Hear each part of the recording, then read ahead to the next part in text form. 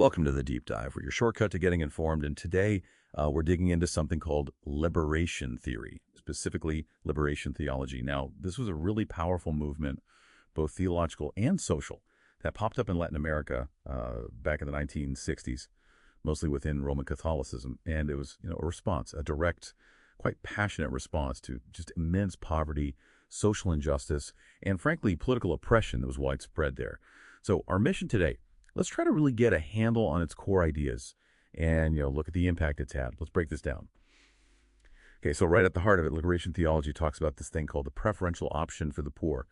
What does that actually mean in practice? Is it just about giving to charity? Yeah, that's a great question. It's more than just charity. It's actually a theological statement. It asserts that God has this special concern, this focus on people who are poor, marginalized, oppressed. So it's not just about us helping them. It flips the whole perspective. It demands that the church, and really anyone engaging with faith, should see the world, should understand theology itself from the viewpoint of the oppressed, their suffering, their struggles, their fight for dignity. That becomes the starting point. It's a call for the church to actively, prioritize their needs and their struggles. Okay, so it's a shift in perspective, but also a call to action, right? I know this word praxis is really key here. Can you maybe unpack that connection? Mm-hmm. Belief in action. Absolutely. Praxis is fundamental. It's this idea of integrating theological reflection, thinking about faith, with concrete, real-world action for social change. So think about it like this. You don't just pray for the poor. You might actively organize with them to, say, demand fairer wages or fight for land reform. That's praxis. It's a faith with its boots on the ground, living out what you believe in the world, not just, contemplating it. Right. That makes it much more tangible. And you mentioned systemic issues earlier. It's not just about individual kindness then. Mm-hmm. How does this theology look at bigger structures, things like capitalism or racism or patriarchy? It tackles them head on. It directly analyzes and, frankly, denounces these systemic inequalities. It sees them as structural sins against God and humanity. The argument is that these systems, economic, political, social, they actively perpetuate injustice and they must be challenged. And this connects to a really interesting idea about salvation itself. What does it mean to be saved? For liberation theology, it's not just about individual spiritual stuff like going to heaven. It's holistic salvation. That means liberation from all forms of oppression right here, right now. Holistic salvation. Yeah, liberation from economic exploitation, social discrimination, political powerlessness, personal despair, anything that dehumanizes people. So, just to make sure I'm tracking, holistic salvation means freedom isn't just an afterlife thing or about my personal sins, but it's about being free from oppressive systems in society. Exactly. Freedom in this life, too. And to guide this whole approach, they use what's called a contextual reading of Scripture, basically interpreting the Bible through the lens of the oppressed. Think about the Exodus story, God liberating enslaved people, or, Jesus's ministry, who did he hang out with? The marginalized, the outcasts. These aren't just ancient history for them. They're like blueprints for liberation today. Okay.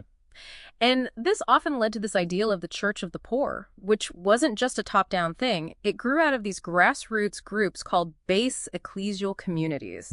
These weren't your typical Sunday school classes. They were small, local faith groups where ordinary people, found their voice. They discussed their struggles, linked them to their faith, and then organized for change right there in their own communities. That sounds incredibly empowering. Yeah. So with these really foundational, almost radical ideas driving it, where did this all start? What was the historical soil it grew in? Right. So it really took off in Latin America in the 1960s. There were a couple of big influences. One was the Second Vatican Council, Vatican II, which was this big moment where the Catholic Church was kind of opening up, calling for more engagement with the modern world. But just as important, maybe more so, were the stark realities on the ground. Widespread, grinding poverty, and in many places, really oppressive military dictatorships. That was the context. Okay, that makes sense.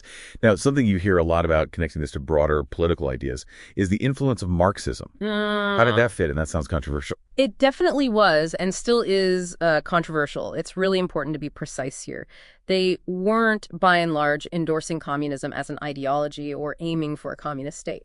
Instead, some liberation theologians found Marxist social and economic analysis, its tools useful for understanding why there was so much poverty and oppression, like using an X-ray to see the broken bone. It helped them dissect the root causes, the systemic issues, which, was a pretty bold move. using secular thought to analyze social sin, it definitely challenged some purely theological ways of thinking. So using the analysis, but not necessarily buying the whole political package. Pretty much, yeah. And while it started in Latin America, this way of thinking, this framework for connecting faith and justice, it spread. It had this global reach. It heavily influenced, for example, Black liberation theology in the United States, dealing with racism, and feminist liberation theology, focusing on patriarchy. Each adapted the core ideas to their own context of oppression. And there are some really key figures we should probably mention, right? Like Gustavo Gutierrez. Oh, absolutely. Gustavo Gutierrez, a Peruvian priest, he's often called the father of liberation theology. His book from 1971, A Theology of Liberation, is just foundational. And Oscar Romero. Yes, Archbishop Oscar Romero from El Salvador. Maybe not an academic theologian in the same way as Gutierrez, but he became this powerful symbol. He truly lived its principles, speaking out relentlessly for the poor and oppressed, ultimately becoming a martyr for it. A very powerful example. Wow. So how was this all received? You mentioned controversy. Yeah, the reception and impact was really mixed. On one hand, it was hugely celebrated. It empowered countless marginalized communities, fueled a lot of social activism, gave people hope and a framework for change. But on the other hand, it faced significant criticism, especially from more conservative parts of the church, including the Vatican at times. What were the main criticisms beyond the Marxism link? Well, some worried it was becoming too political, that it was blurring the lines between the church's spiritual mission and, worldly revolution. There were concerns it might undermine traditional church authority structures as well. Despite all that criticism, though, its influence is definitely still felt today. It continues to offer this powerful moral and theological framework for people working for justice and equality.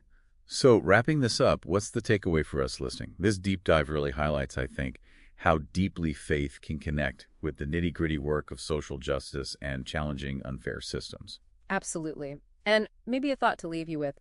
If salvation, as liberation theology suggests, means liberation from all forms of oppression, economic, social, political, personal, how does that challenge our everyday understanding of freedom? And maybe more pointedly, what does it imply about our own responsibilities when we see injustice around us today? Welcome to The Deep Dive, where your